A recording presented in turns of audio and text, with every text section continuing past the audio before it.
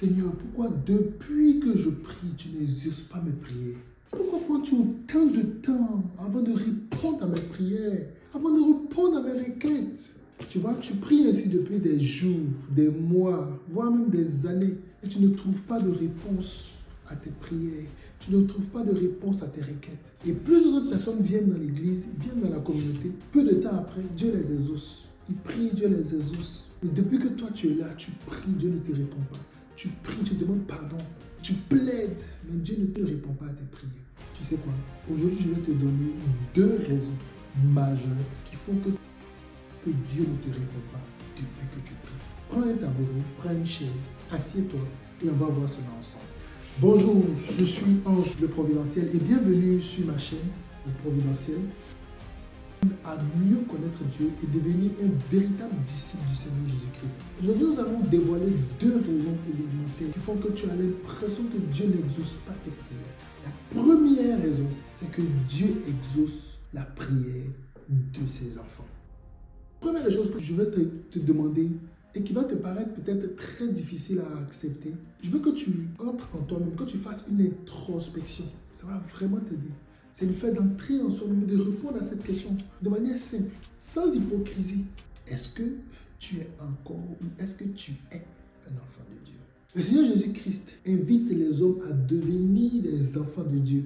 C'est pourquoi il dit, afin que vous soyez fils de votre Père qui est dans les cieux, car il fait lever son soleil sur les méchants et sur les bons, et il fait pleuvoir sur les justes et sur les injustes, comme il dit dans Matthieu chapitre 5, verset 45. Ainsi, ce qui tombe beaucoup de personnes, c'est que Dieu a déjà eu au moins une fois à exaucer leurs prières, et ça suffit pour prétendre être un enfant de Dieu. S'il te plaît, détrompe-toi.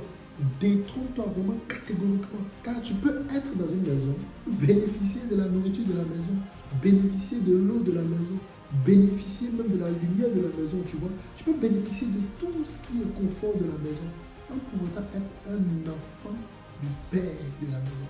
Mais le Père de la maison, en tant qu'un bon Père, il aime bien faire du bien à tous ceux qui sont là. Il peut venir faire à tout le monde. Mais il a un cœur bon et miséricordieux parce que c'est un Père bon et miséricordieux. Mais il ne faut pas te tromper.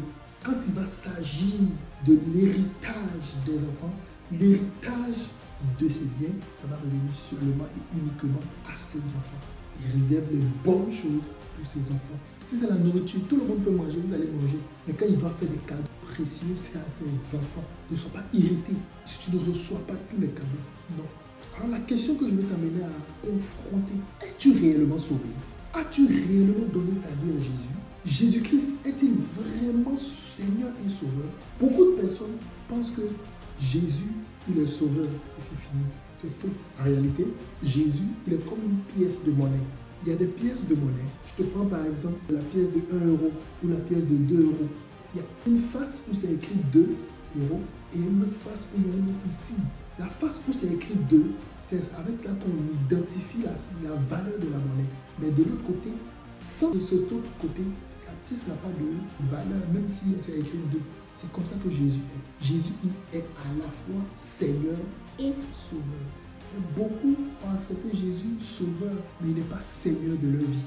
Est-ce que Jésus est Seigneur et Sauveur de ta vie? Ou il est juste Sauveur? Tu l'as accepté pour qu'il te sauve, mais tu es ton propre Seigneur. Tu mènes ta vie comme tu sens. Quel est ton cas? Es-tu né de nouveau? As-tu réellement expérimenté la nouvelle naissance? Est-ce que tu es converti? Est-ce que tu as changé de nature? Est-ce qu'il y a une différence entre toi d'avant, le style de vie que tu avais avant et celui que tu es en train d'arborer aujourd'hui, après que tu dis avoir rencontré le Seigneur Jésus? Tu vois, si tu n'arrives pas à répondre de façon concrète à ces questions, alors mon frère, ma soeur, c'est qu'il y a quelque chose qui ne va pas. Peut-être que tu penses avoir rencontré Jésus, mais ce pourrait que ce ne soit pas le cas.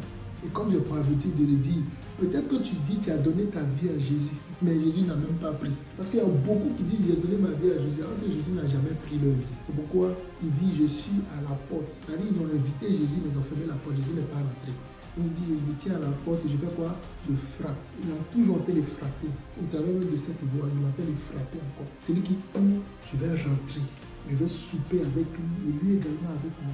Donc en réalité, ce qu'on ne nous a pas dit, ce que la Bible appelle la nouvelle naissance, c'est pareil comme l'ancienne naissance. De la même manière qu'un homme naît dans la vie physique d'un homme et d'une femme, c'est de cette même manière que dans la vie spirituelle, on naît également d'eau et d'esprit. Dans cette vie physique, tu es né certainement dans une maternité, à la clinique, peu importe là où tu es né. De cette même manière, tu es né également spirituellement. Tu as une identité spirituelle autant que tu as une identité physique. Alors je vais te demander quand est-ce que tu es né spirituellement. Si tu sais quand tu es né spirituellement, mets ta date de naissance spirituelle dans le commentaire. Ça va me rassurer que tu sois né véritablement de nouveau. Mais si ces informations sont floues dans ton esprit ou se mélangent dans ta pensée, alors il se pourrait que tu ne sois pas vraiment né de nouveau. Parce qu'on a tous une date de naissance physique et donc on va avoir une date de naissance spirituelle. Parce que le physique n'est rien d'autre que la copie des choses spirituelles. Donc, si tu veux que Dieu exauce ta prière, il faut d'abord régler ce préalable. Suis-je un enfant de Dieu ou suis-je juste un bénéficiaire des grâces de la faveur de Dieu pour toutes ces créatures? Quel est ton état? Quel est ton cas? Est-ce que tu vas faire quelque chose par rapport à cela? Est-ce que tu vas régler cette histoire une bonne fois pour toutes avec Dieu aujourd'hui, même de manière définitive, pour que tu saches exactement où tu es, que tu te ranges? Alors, si tu veux le faire, regarde cette vidéo jusqu'à la fin et ça va t'aider. Deuxième élément, ça c'est maintenant pour ceux-là qui sont enfants de Dieu. Parce qu'effectivement, tu peux être un enfant de Dieu et tu peux prier, tu ne reçois pas de réponse à ta prière. La chose que tu dois identifier, c'est à deux volets. Le premier volet, te demander au Seigneur, Seigneur, qu'est-ce que tu es en train de vouloir me dire? Et te poser la question à toi-même maintenant. Suis-je dans la volonté de Dieu par rapport à cela que je suis en train de vouloir faire? Voici les deux volets de ce deuxième élément. Tu pries, tu as l'impression que Dieu ne t'exauce pas. Souvent même tu te répands de tes péchés de tes aïeuls même. Mais Dieu ne t'exauce toujours pas. La question à prendre en compte aussi, à qui est-ce que cela profite? Si Dieu exauce ta prière, qui sera glorifié? Dieu ou l'homme? Tu vois, Dieu n'a toujours pas envie d'exaucer tes prières parce qu'il quand il te regarde, il voit qu'à la fin, mon cher, c'est toi celui qui sera glorifié. Donc il n'exauce pas ta prière. Pour d'autres, le souci n'est pas qu'ils ne savent pas que Dieu s'intéresse également au motif de la requête de la prière. Dieu veut savoir ce qui te motive, ce qui motive ta prière. Pour d'autres personnes, c'est qu'ils ne sont juste pas dans la volonté de Dieu. Alors la question à se poser à ce niveau est de se demander si on est dans la volonté de Dieu. Est-ce que le moment de faire une telle requête à Dieu, est-ce que Dieu veut cela maintenant? Est-ce que c'est le bon moment? Et toujours te demander si ma prière est dans la volonté de Dieu. Car tu ne veux pas prier et ne pas être exaucé. Tu as donc besoin de prier dans la volonté de Dieu. Tu dois donc prier non plus en cherchant ce que toi-même tu désires, mais demander si c'est la volonté de Dieu pour toi. Et faire cette chose difficile que plusieurs croyants ne font pas, accepter d'abandonner son projet si ce n'est pas Dieu qui est le centre. Ah ça, c'est un tournant difficile. Oui, c'est souvent très difficile de trouver des personnes qui prient et se rendent compte que Dieu n'est pas dans leur projet. Il n'est pas dans cela qu'ils sont de faire. Il n'est pas dans leur prière. Il n'est pas dans leur plan. Ils décident d'arrêter. Plusieurs personnes n'y arrivent pas. Et ils s'entêtent jusqu'à la fin. Et à la fin, c'est quoi? C'est les pleurs, c'est les rebelles, les lamentations, beaucoup de tumultes. Tu ne veux pas faire partie de ce type de croyants. Non. Alors, range-toi juste du côté de ceux qui décident que c'est uniquement ce que Dieu attend d'eux, ce que Dieu veut qu'ils fassent, qu'ils feront, et non leur propre volonté, qui de plus peut être celle du diable. Peut-être que leur pensée est animée par le diable. Donc décide de prier, de demander la volonté de Dieu. Cela va non seulement accélérer l'exaucement de tes prières, mais également éviter des déceptions spirituelles inutiles. Et pour toi qui n'es pas enfant de Dieu, je veux t'encourager à faire la paix avec le Seigneur.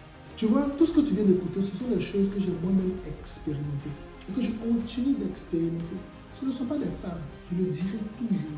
Et toutes ces choses ont fait de moi un véritable enfant de Dieu. Si tu veux expérimenter cela de façon tangible, que tu veux toi aussi devenir un véritable enfant de Dieu, un véritable disciple du Seigneur Jésus-Christ, je vais t'encourager à t'abonner, à liker, à commenter et surtout à partager pour édifier quelqu'un d'autre. Et dans la description, je t'ai laissé un livre. Oui, je t'ai laissé un livre qui va t'aider à mieux comprendre tout ce que j'ai expliqué de façon concrète et pratique. Tu vas trouver le livre sur la prière que Dieu exauce. Il y a également un lien WhatsApp pour rejoindre la communauté de jeunes disciples du Seigneur Jésus-Christ. Parce que tu peux être jeune et être disciple du Seigneur Jésus-Christ. Ou là-bas, nous sommes enseignés sur les principes, sur les bases de la marche chrétienne, afin de donner un sens de vie à notre jeunesse en Jésus-Christ. Pour marcher dans une vie de chrétien victorieux.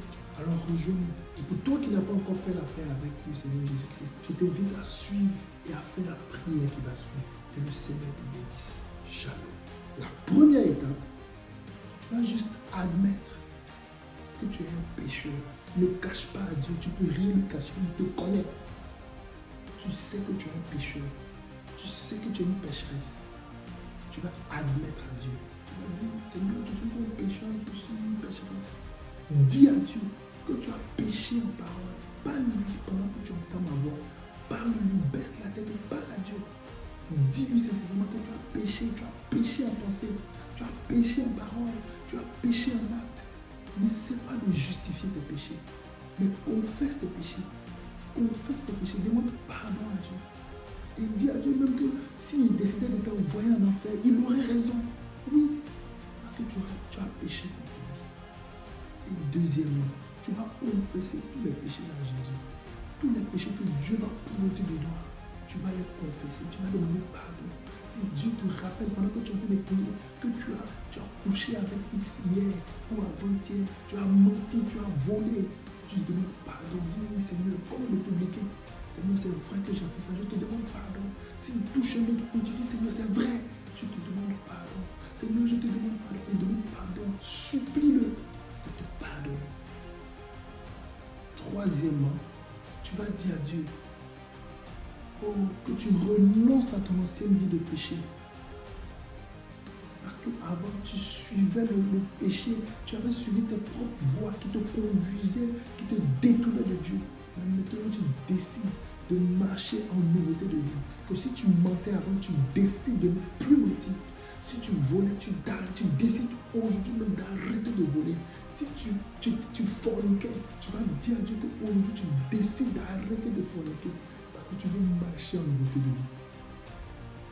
Si tu menais une vie d'adultère, si tu trompais ta femme, tu trompais ton mari, dis à Dieu qu'aujourd'hui même tu décides d'arrêter.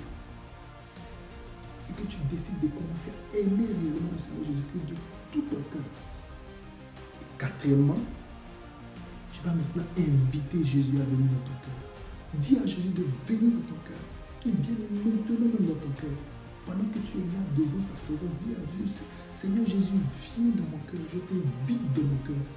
Viens prendre la place, car je suis un pécheur. Pardonne-moi, viens dans ma vie et donne-moi la vie éternelle. Amen.